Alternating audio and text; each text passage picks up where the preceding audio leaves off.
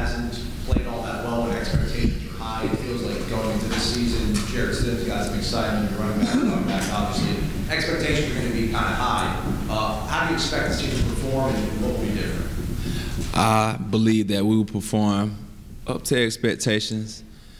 We have expectations for ourselves. We're not buying into the hype. We're not thinking about any of that other stuff in the news. We're ready to play football. We've been getting after it. We have a chip on our shoulder because we haven't finished how we have wanted to the past couple of years. And, you know, we're ready to change that this year. Okay, Trey, next question. Joe Whalen, right here in the center left. Joe Whalen, ABC Birmingham. We know Auburn's always going to run the football no matter what, but just what have you seen from the offense as far as any tweaks or changes under Chip Lindsey? Like you said, of course, we will continue to run the ball. We will continue to be physical, pet way, carry on, and get some touches as well. But I have seen a lot of more passes, so I believe that Coach Lindsey has provided balance to the offensive side of the ball, which is going to be very scary, and I'm excited. Trey, next question, center right. Trey, is it weird for you to think that you were involved in one of the biggest plays in Auburn history as a Georgia player, and now you're kind of the leader of one of the leaders of the Auburn defense? It's crazy how things work out, huh? I would have never imagined that, and you know, it would have been kind of crazy because I can say this now because Josh Harvey is not in college and he's in the league right now, and I talk to him all the time. Great friend.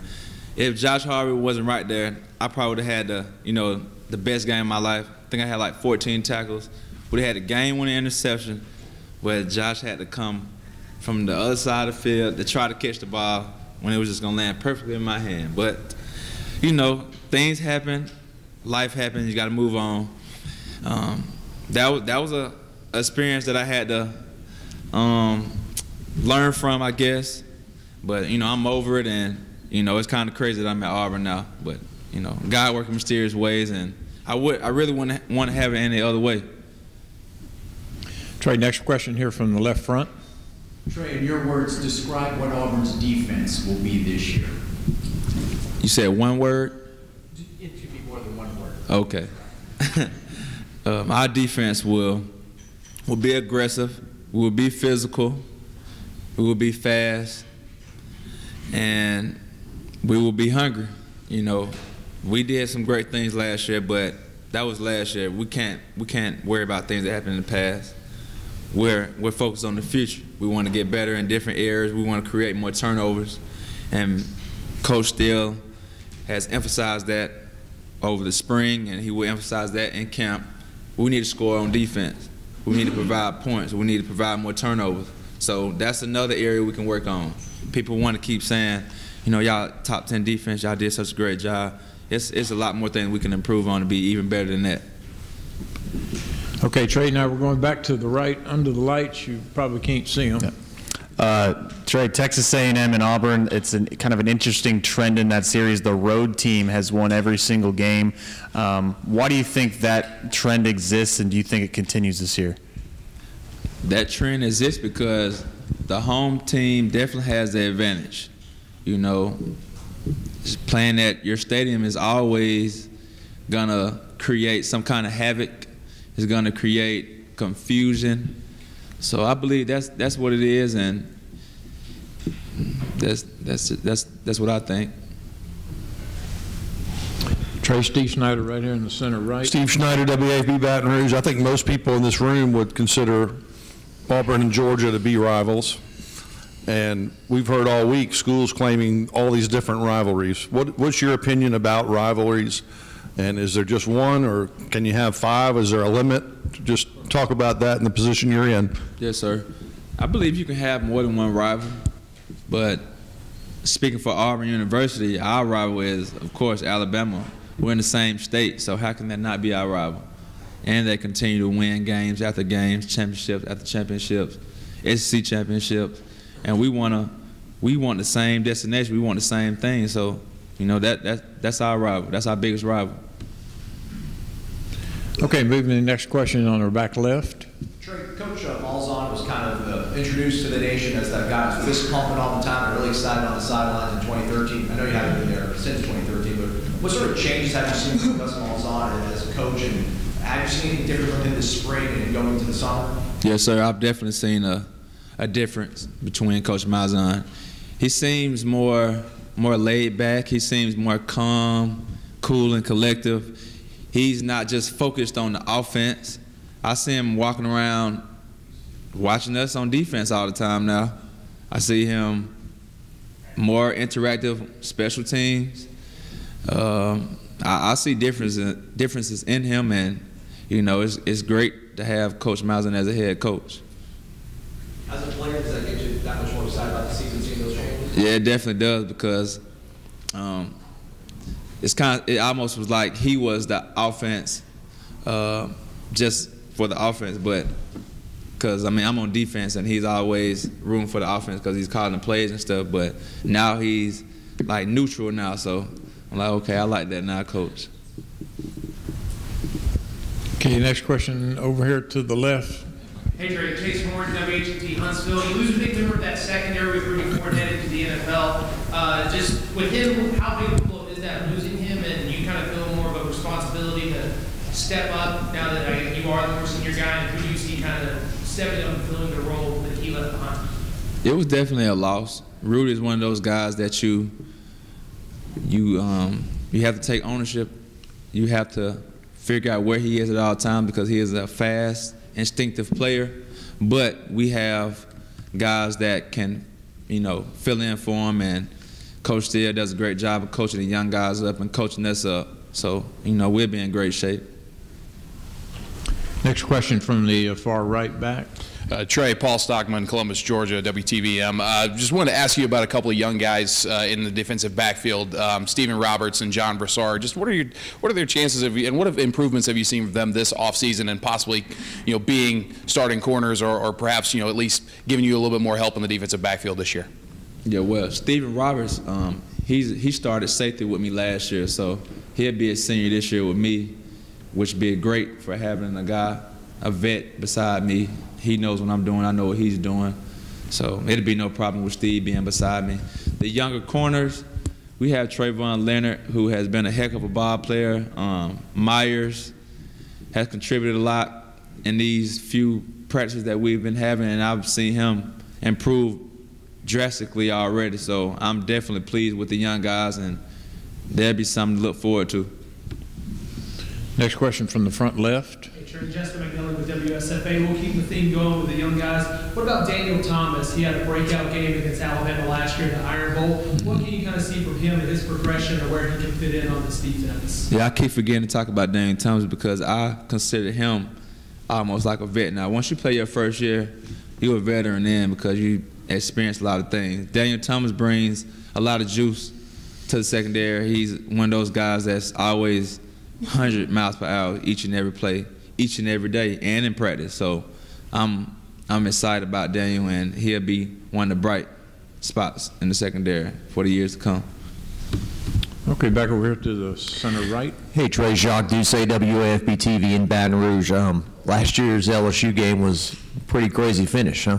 Yes, sir, it was. Did you think you had lost the game, or what was your reaction there in that last play? I did for a second. I was very sick to my stomach for a couple seconds, couple minutes, but then as I turned around and I'm walking back, I got my head down, but I hear Coach Lashley saying, the time ran out, and I'm thinking like, yeah, they were right there for a long time, so oh yeah, we won. So for a minute I had a heart attack, but then it went away. And if I could just ask a quick follow-up, what's your opinion on LSU in particular, running back Darius Geis? What kind of player is he to try to stop this year? Oh, Darius Geis would be a force to reckon with. He's, it won't be any different than Fournette. He runs just as powerful, just as fast. So, it'll just be like us going against Fournette again, if not better. Trey, we're moving to the right. Trey, right back here. Marlon Davidson was a force even with Carl Lawson on Trey's absence. What have you seen from his progression from his freshman year sophomore? Marlon Davidson is a freak of nature. He's very aggressive. he's one of those players that don't come around too often. I've seen a lot of improvements on him. He will continue to be a leader. He will continue to be a great ball player because he loves football. You know, that's just what it is, and he will continue to do great things. All right, moving to the right side. Hey, Trey, I'm Brandon Cameron, WVUA 23. I apologize if you did already answer this. I had to step in a moment late. Jarrett Stidham, what were your initial impressions of him during the spring? My initial thoughts on Jarrett Stidham was he's a great leader, a natural leader. You can tell by his swag, his charisma, how he carries himself around Auburn. He continues to watch film each and every day. That's a habit for him. He loves the game, and he's just one of those players that loves football, and he will be one of those players that'll get the job done. So him and Sean, it'll be a great battle between those two because they're very competitive. Okay, next question right here with Joe Whalen. We all saw what Cam Petway did last year, particularly during that stretch in October. You ever been in a situation in practice where he busts through the hole and you're left one-on-one with him? If so, what's that like? Oh yeah, I've been in a lot of positions with Petway one-on-one, and it's kind of crazy because after I had surgery on both of my shoulders, you know, I got back up to date, got healthy. We had a scrimmage, and I wanted to come back and start because, you know, it was a question at first with my injury, like, dang, will he be back to normal? Will he be able to start next year? And in the scrimmage, Petway ran a play up the middle, my first day back, and, you know, I hit him and I made a fumble. And that kind of like caught Coach Steele's eye, and that kind of what brought me and him kind of close. And there's been several instances where me and Petway had met up in the hole, and it's gonna hurt a little bit. It's gonna hurt the next day now, but you just gotta go ahead and stick your head in there.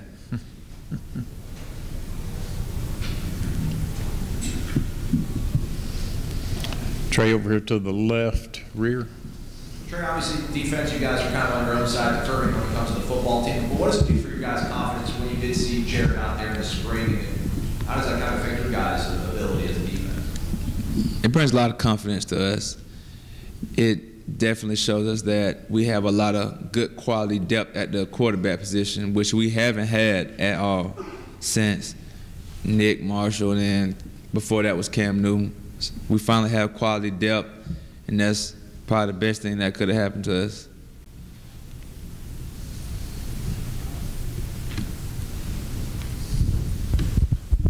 Not so serious question. I got a lot of grief for wearing Ole Miss and Auburn colors today. Is it okay to wear purple at Auburn? Is it okay to wear purple at Auburn?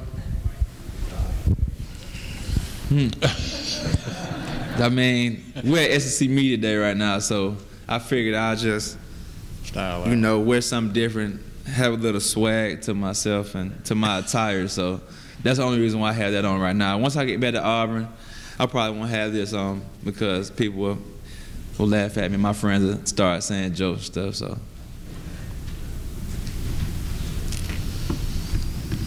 Further questions for Trey? Very good. Thank you, sir. Yes, sir. I appreciate you. Yes, sir. Thank you.